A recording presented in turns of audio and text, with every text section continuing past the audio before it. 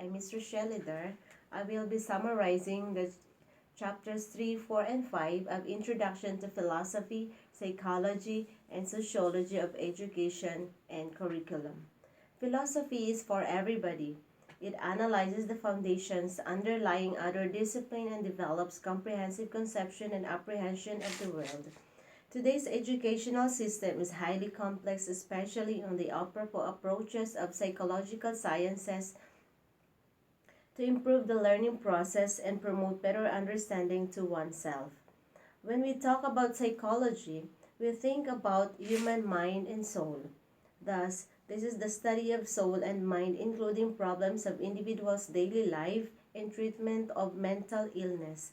Educational psychologists like Sigmund Freud, Lev Vygotsky, Howard Gardner, and Jean Piaget applied theories of human behavior and development.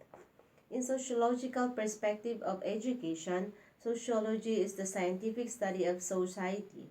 It closely examines human interaction and cultural phenomena, including topics like inequality and socialization and its effects on group and individuals. It also introduces different disciplines to major theories and methods of research. Sociologists such as Weber, Marx, Peirce, William Dewey, et al. Help changes and mold the social world, and sociology continues to be an exciting topic to study because it teaches people how they fit into the bigger picture of society. In connection to the research for truth, branches of study were formed such as philosophical theories of human existence, theories of human behavior and development, historical eras, and sociological theories of society and culture. In the development of educational system, curriculum has been designed around the globe which varies from the educational needs and demands of every country. Curriculum aims to provide us with knowledge, skills, and variables of educational system, the disciplines, discourse, nature, origins, characteristics, importance, and impact of the curriculum in the country. In our present times, Philippines came to the realization that we need to standardize our curriculum to compete with the global demand of standard and quality education, which is the K to 12. Philosophical theories of human existence. When we talk about philosophical theories of human existence, we thought about the ancient Greek philosophers from the Western world. From this era is the so-called pre-Socratic philosophy, an ancient Greek philosophy before Socrates. The first Greek philosopher is Thales, one of the seven sages of Greece, also known as mathematician and astronomer. He had shown in his theory that everything is made in water or of water. After this era, medieval period appeared from the fall of the Western Roman Empire in the 5th century to the Renaissance in the 16th century. Medieval philosophy is theological in character in order to address difficult theological questions and points of doctrine.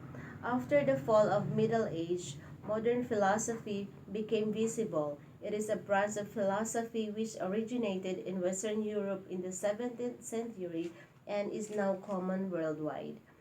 The end of the modern philosophy roughly marked the beginning of the 19th and 20th centuries, a time when existentialism took place, a kind of philosophy which analyzes the human existence, finding oneself and the meaning of life through free will, choice, and outlook in life.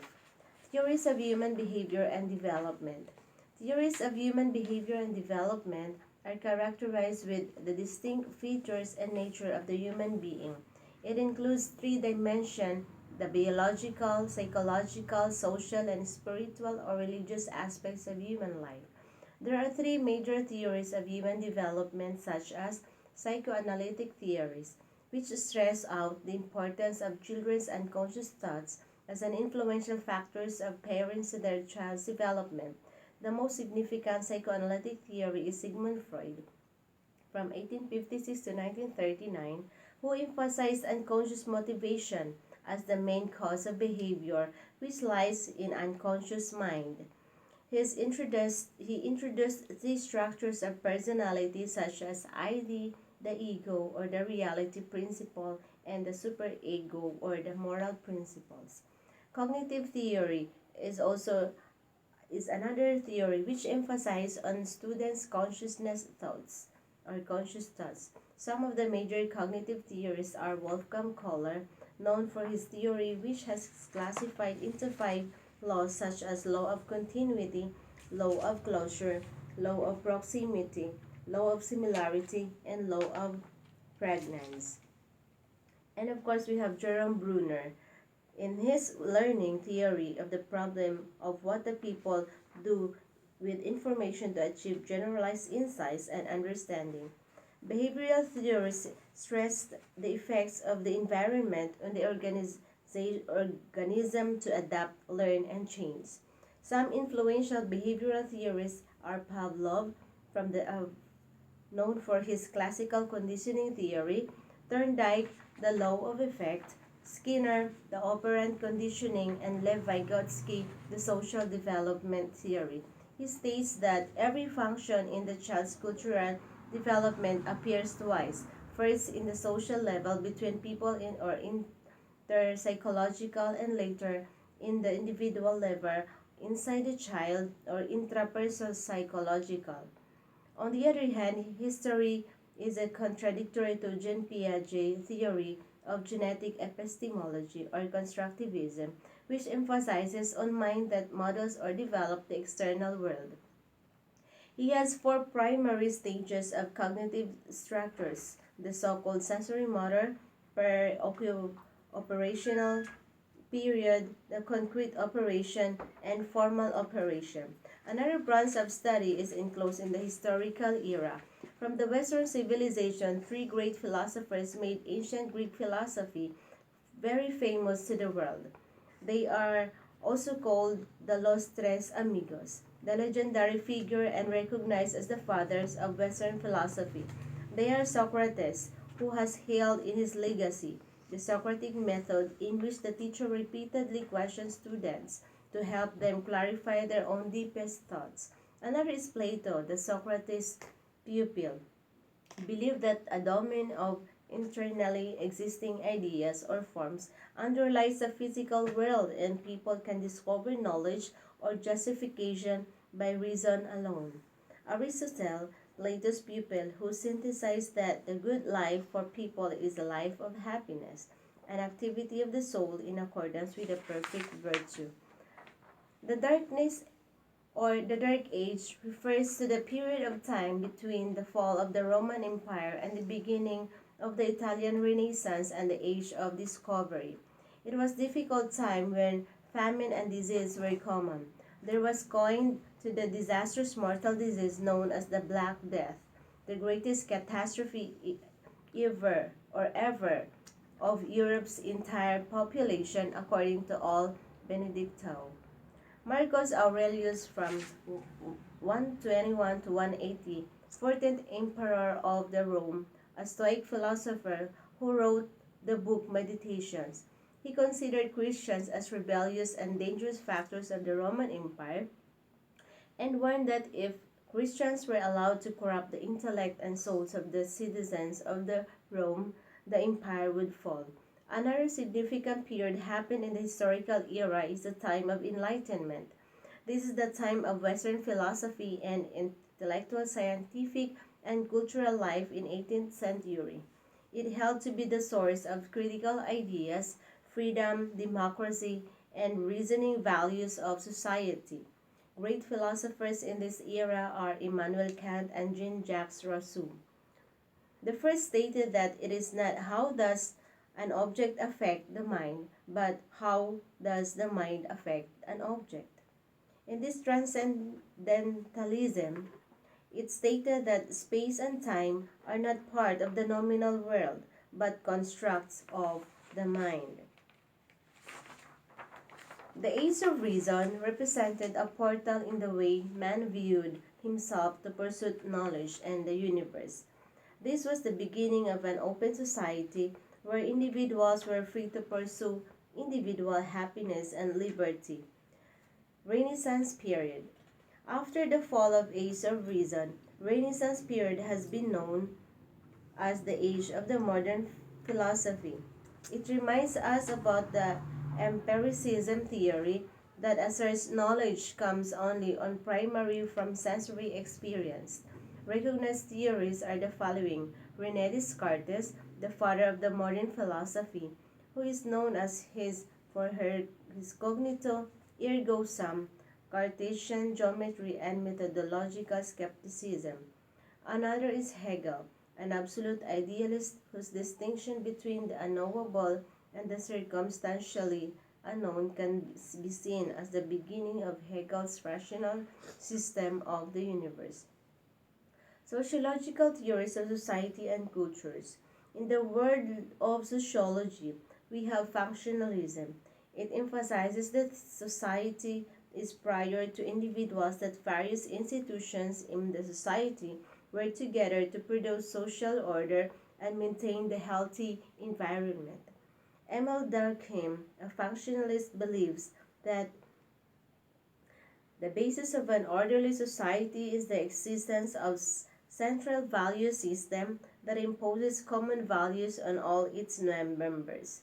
On the other hand, a German political economist and sociologist in the name of Mark Weber was the first thinker to study interrelationship between state and society. He introduced some theories like the bureaucratic organization, division of labor, and many others. Karl Marx from 1818 to 1883 had primary assumption of modern conflict theories such as competition, structural inequality, revolution, and war. From the Institute of Social Research or Frankfurt School, a critical theory has been developed by a group of Marxist intellectuals in Germany in 1923. They greatly developed the critique of the mass media in mass society or the culture industry. From all of these famous sociologists, Auguste Comte is considered the father of sociology, who invented the term sociology and introduced the three stages of the history of science, such as theological, metaphysical, state, and positive, a search for absolute knowledge. Curriculum. The term curriculum is often addressed to the design of the educational system in certain country.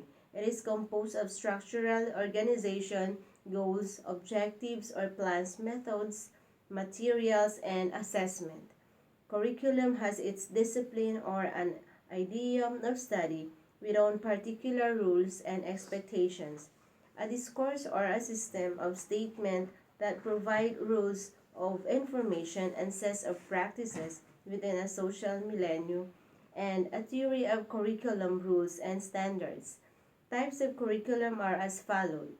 Overt curriculum. It is an open, discussed, conscious plan and provides students learning materials in academic subject. The invisible or hidden curriculum, which focuses on academic outcomes. The null curriculum, it states that when a topic never thought it's too controversial, too unimportant, and it's worthless. The fourth one is extra or co-curricula, a beneficial to self-esteem, higher SAT, better health, and career.